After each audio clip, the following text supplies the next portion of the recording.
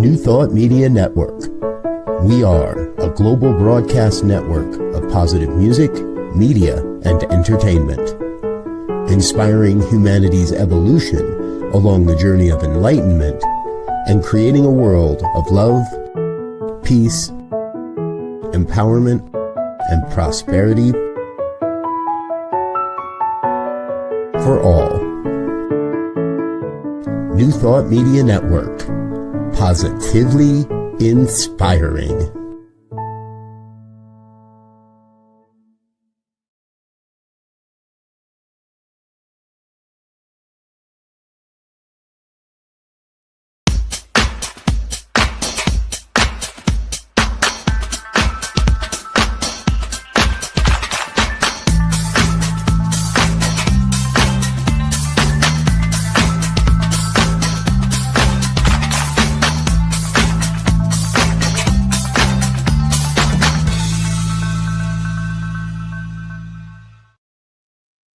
Well, hello, my lovely friends. Thank you so much for joining me today.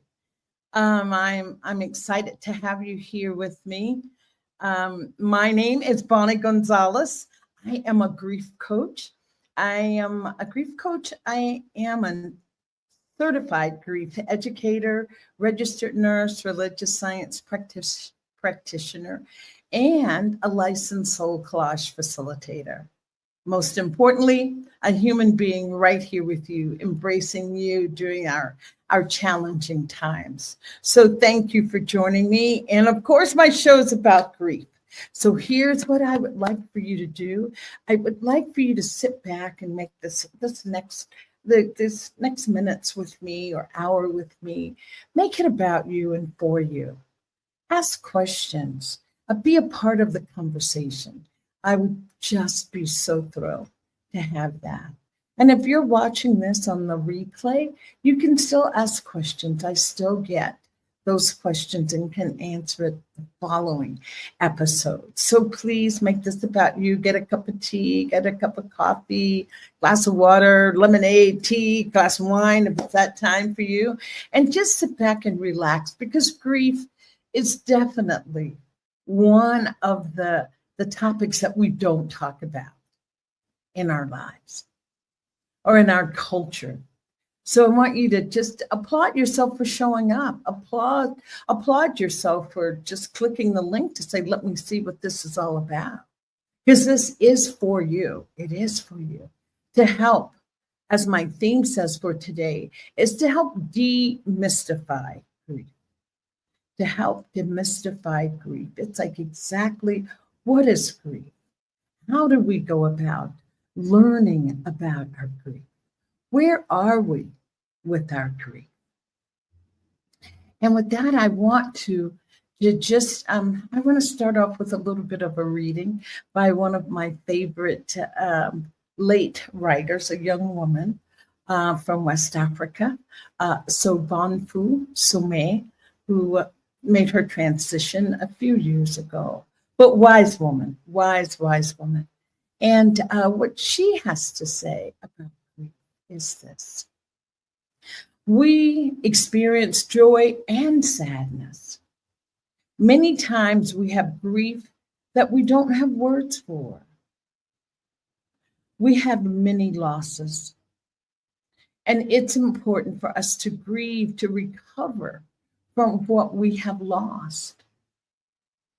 Grieving is a soul cleansing way to reclaim and to recover our spirit. When we don't grieve, we stay in an unhealthy place and lose who we are. So it is very important to cry, to walk in nature, and to express our grief, so that we can feel safe and sane once again. And also, so our bodies can recover from the loss. Yes, our bodies, mind, body, spirit. And when we're grieving, everything is involved, all of us, all of our senses, all of our in complete essence is involved in the grieving process. And so you may say, well, exactly what is grief, Bonnie? Get to the point. What is grief? And grief is just defined as grief is the intense emotional response we experience after having a significant loss. And those losses can be more than death, but of course, including death of a loved one. But what about the end of a relationship, the loss of a job, or some other major life changes? And it typically involves really experiencing those difficult feelings that we want to run away from. But those feelings can include just really flat out distress. How about yearning, confusion, separation, anxiety, a fixation on the past, what was, living in that past zone, and then apprehensive about the future. So that's grief, and grief is caused by loss, which if you've been with me, you know that is definitely where grief comes from a loss. And so if you can look at it that way, that there is something lost and not just thinking about the loss of a life, because so many times that's why people don't want to discuss grief or even acknowledge it, because of the fact that they associate grief with death. As soon as I say grief, the first thing people will say to me, oh, you're talking about death all the time. That must be just, but it's like, no, it's not death of a person. It's a loss. And it could be a death of the relationship, if you want to say that, or that it is a death in a sense that a part of your life has really changed and you can't go back to the way it was before. And we all grieve differently, so we want to honor that there's no cookie cutter way of moving through grief or cookie cutter way of honoring grief. If it's your grandmother that died or that your dog ran away. I mean, grief is grief, and they need to be tended to. Those losses that put you into grief need to be tended to. And so I thought what I would start with is just normal or common grief, normal responses to grief, which I talked about. But it could be a mixture of different emotions, including sadness, anger, guilt, shock, denial, blame, and numbness. Numbness and confusion are top for me. I'm just really totally numb with when I'm in grief, and a little bit of confusion, more so than my normal confusion. But anyway, these emotions are often followed, though, by a gradual, and I mean gradual accepting of the loss, and then being able to continue with daily activities, even though it may be difficult. But as time passes, you find it easier and easier to continue to move through your daily activities. And the time it takes, it will vary for everybody, but everybody wants to know, when am I going to feel normal again? When am I going to feel normal again? And just to honor that as just a general guideline put out there. After a year, maybe it won't be so difficult. I'm not saying, a year later you're feeling, clicking your heels and running down the street. None of that. But usually after a year, that intensity that has overtaken you has dissipated, and you're able to move through your life. Though I said grief still may come up, it still may rear up. That's okay. Now they're advocating for people, if after a year you're still, let's say, as devastated as you were back in the first weeks of your loss, that is the time that it becomes or called complicated grief or prolonged grief. And complicated grief and prolonged grief do need their own special treatment. And we'll talk about that. But what I thought I would just let you know that there's so many forms of grief, or did you know that? We'll start with, maybe I'll go in alphabetical order, or a little bit of anticipatory grief.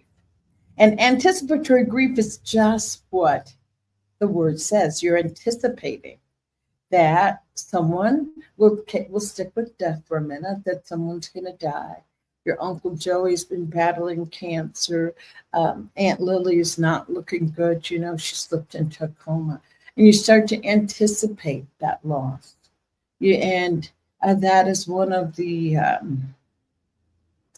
I guess you could say, advantages or opportunities that long lingering illnesses can provide for the survivors, that you've had time, hopefully, to talk with your loved one about about what's going to happen in the future after they've made their transition.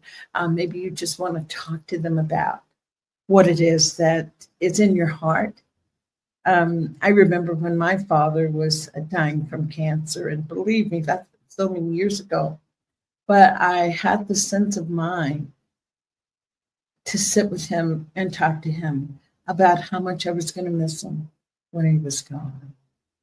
And he gave me such consoling words that he wanted me to be at peace with his passing, because he said we would be together again. And we had been to the other side, seen the other side, and it was absolutely beautiful. So know that's a part of anticipatory grief that can, maybe as difficult as it is at the time, can bring you solace much later. There were groups of widows in Germany that they did interviews, and their spouses had been ill for a long period of time, at least a year.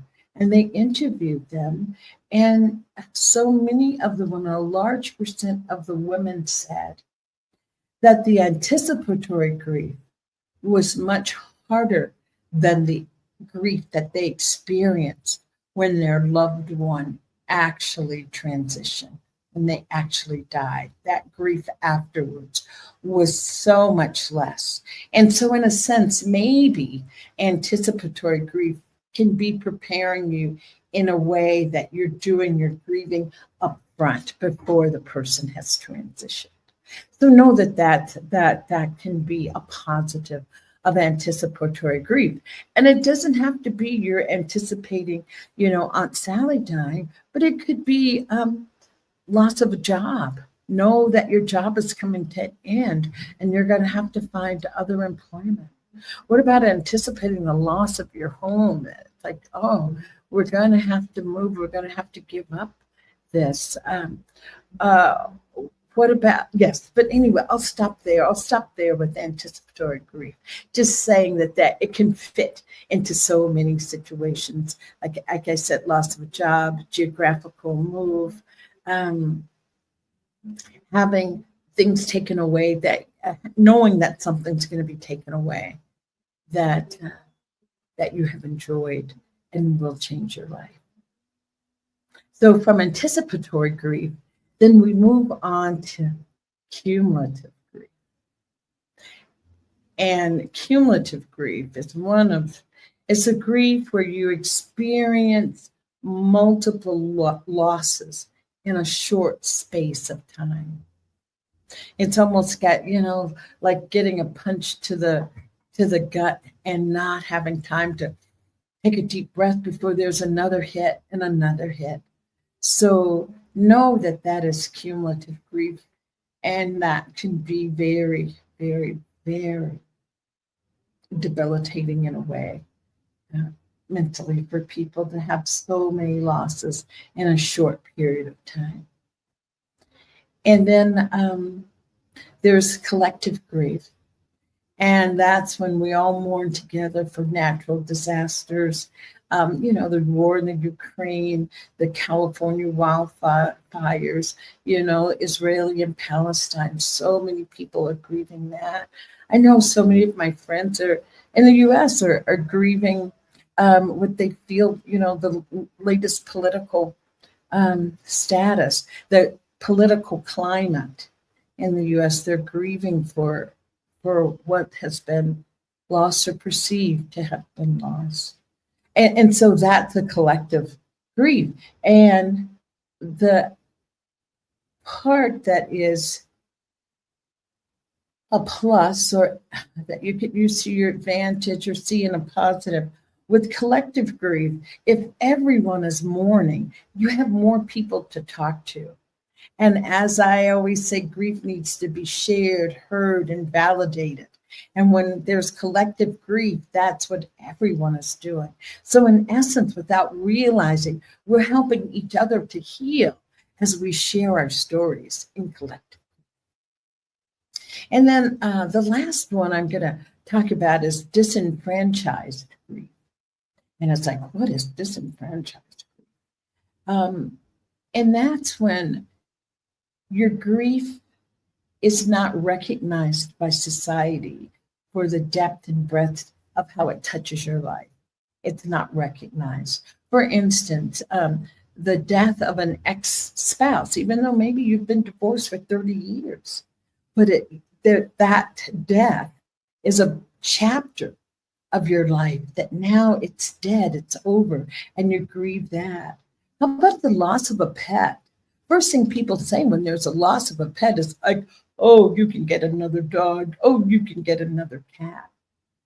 But that's not true. You're still, even if you can get another dog or cat, you're still grieving the loss of that particular dog or that particular cat.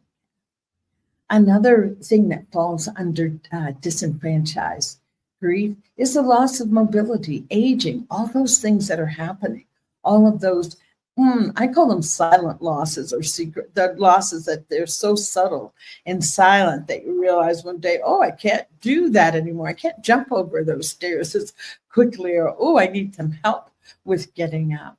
That is a disenfranchised grief. People will say, oh, you're just getting older. That's all it is. It's like, yes.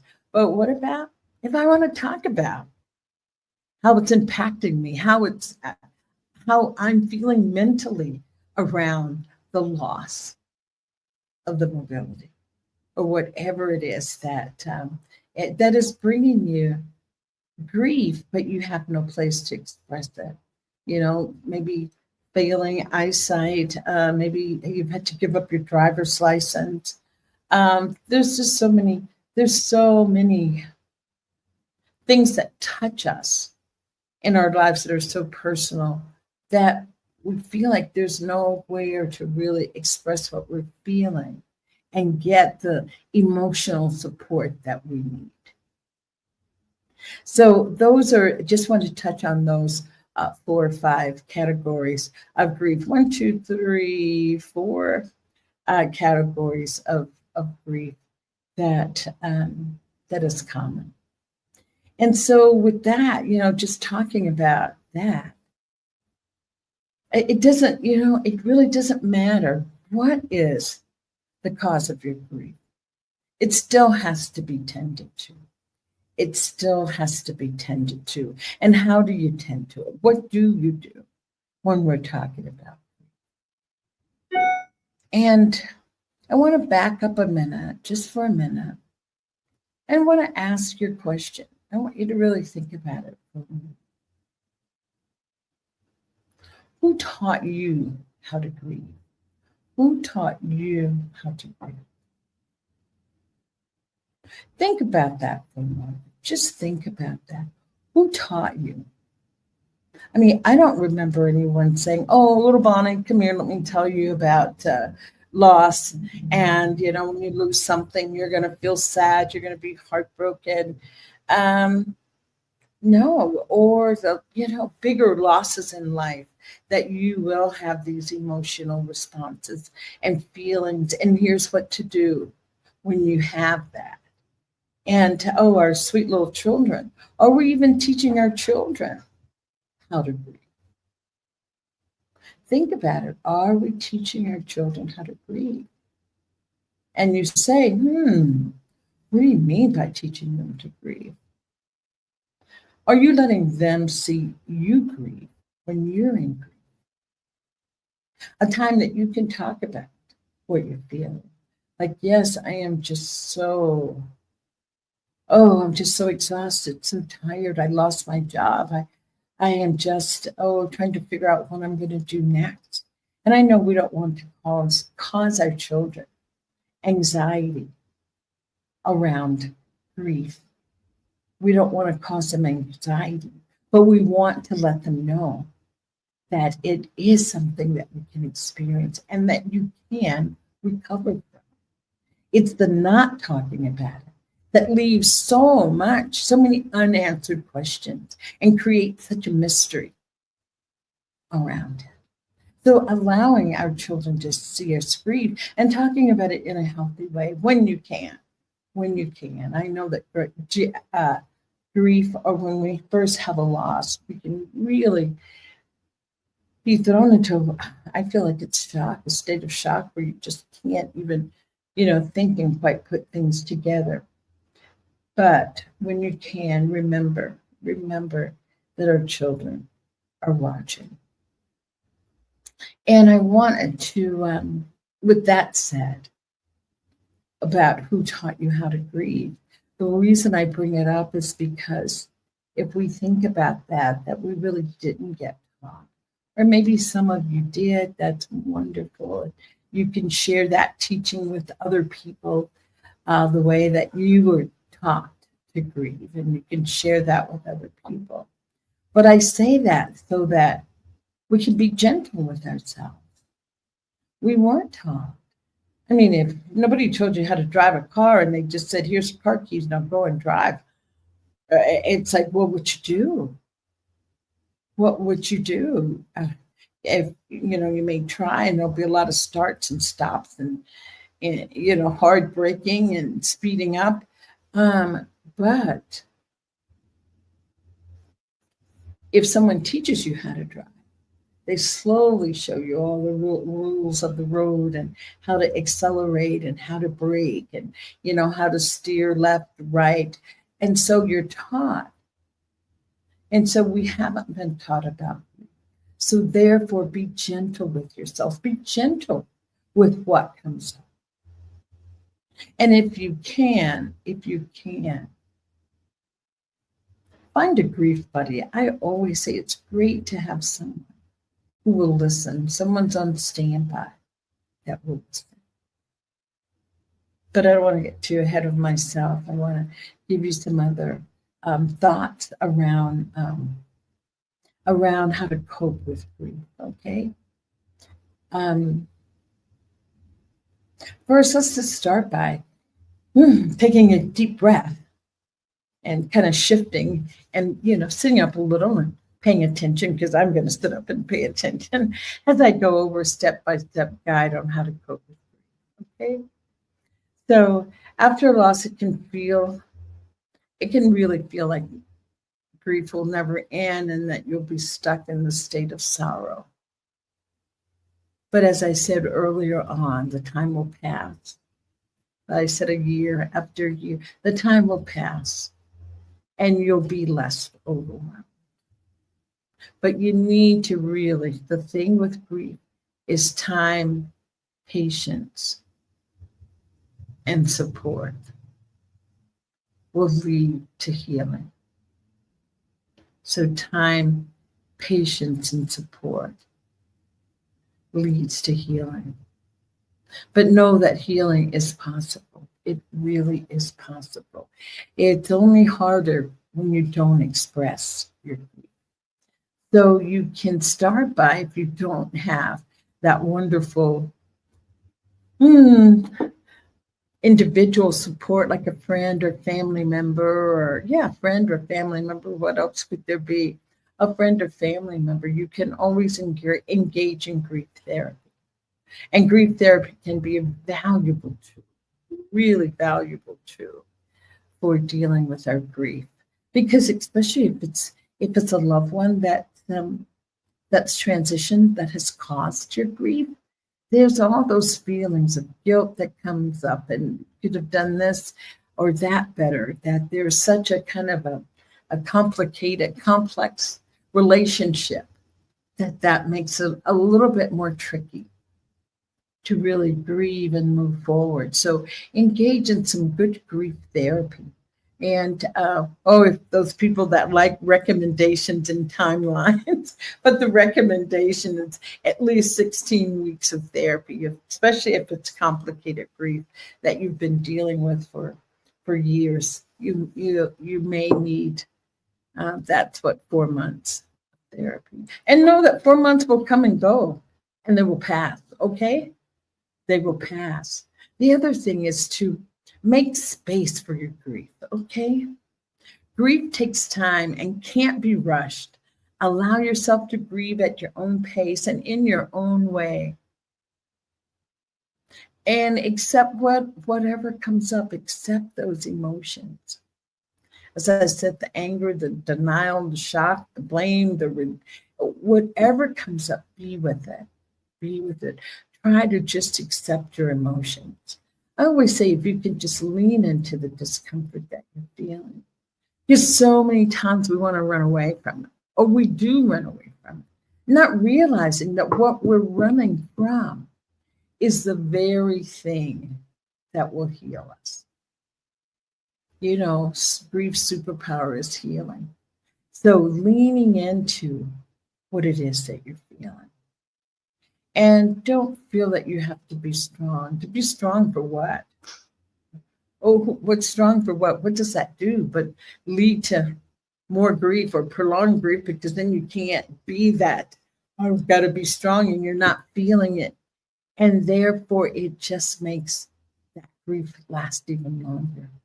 So why don't you put your thoughts on paper? Journaling is a powerful way to express your feelings. Write down your thoughts and memories and emotions as they come. This can help the process. And if you don't like to write, I know a lot of people I don't want to journal. I'd say every phone now has a recorder. Record your emotions. Record them. So that the idea is so that it comes out, that it's not staying in. What you're feeling is not being suppressed and held within. As you know, what you resist will persist. So we want to allow that to come up and out.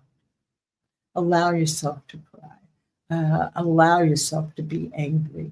I studied with David Kessler when I was becoming a certified grief educator, and he has lost his son, adult son, a young adult son, like 21 or 22. But anyway, he was saying sometimes when his grief comes up and it just comes out as anger, that he has this baseball bat or plastic bat that he takes and beats the bed with it.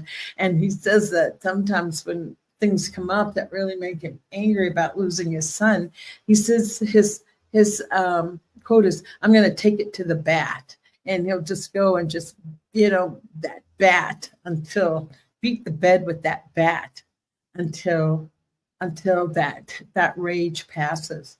I had another friend who talked about breaking plates. There was some place they would go and they could throw and break plates to help get the rage out. The other one was, going to the woods with eggs and, smashing the eggs, or throwing and smashing the eggs. So there's ways to get that anger up and out of our bodies. The thing is to be honest that that's what you're feeling. That's what you're feeling.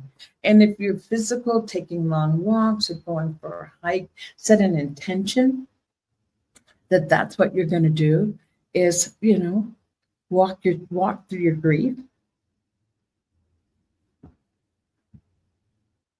And, go for a long walk. And if you like, go with a friend and an opportunity to talk if that's what you want to do. And the other one is creating a ritual. Whatever, try out different rituals to honor the loss of your loved one, or loss or to honor what it is that you lost. If it was that job, if it was getting into that special college that you didn't get into, a ritual maybe to release that, and to release what you didn't get, to bring in what you want. Also, I've talked about this before, making a touchstone for your grief. Whatever it is that you're grieving, you could take a little button, a little rock or crystal that's in your pocket, that every time you touch it, that's you're soothing your grief. How about those little hearts that you put in your purse and they kind of jingle jangle? I have friends that use those to remember, to just remind themselves every time they hear it or see in their purse that they remember, oh yes, I am loved. And of course, lean on those that are offering their support to you. Lean on others that want to help. They want to support you. And if you're one of those people, you can't help people say, what can I do? I really want to help. What can I do? Bonnie, what you do is, as you're going through your day, thinking about things that you just can't get done, you need somebody to take the clothes to the dry cleaner, or you need somebody to pick up the clothes from the dry cleaner. You need someone to go to a special store that only sells what you need to repair something in the home. Make a list of all those things that you need that would be nice if somebody could help you with. And then the next time that someone asks you, what can I do? You have a list. You have, if you could pick up this from the hardware store the next time you're in that area, I would greatly appreciate it. People want to help. People really want to help. And most importantly, and I know I've said this so many times, rest is just vital. Rest is vital. So if you can, try to get adequate rest. And if you can't, know that make it a goal. Make it a goal. You'll be able to deal and move through your grief a lot easier if you're rested. And if all else fails, if none of that is a possibility that I've mentioned, you can always go for therapy, for professional therapy, to grief coach, grief counselor, psychotherapy. And that can really be a lifesaver to help move you, especially through complicated grief. So with that, I just want to say that I know that I've shown a light on grief today, demystifying grief, and just being gentle with yourself. Just being gentle with yourself is the way to move through any form of grief. Being kind and gentle and patient with yourself. You have suffered a loss, and my heart's with you. So my desire is for you to be kind to yourself versus being hard.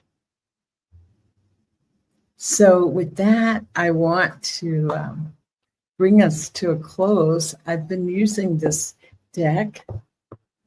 Joe, if you will put that first slide up. I've been using, it's called the Grief Deck, and it's rituals, meditations, and tools for moving through grief.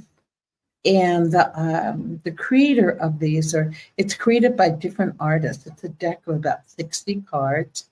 And it's created by artists and grief workers in collaboration with artists and death doula, Andrea Jinknick, who curated the project with the Artists Literaries Institute.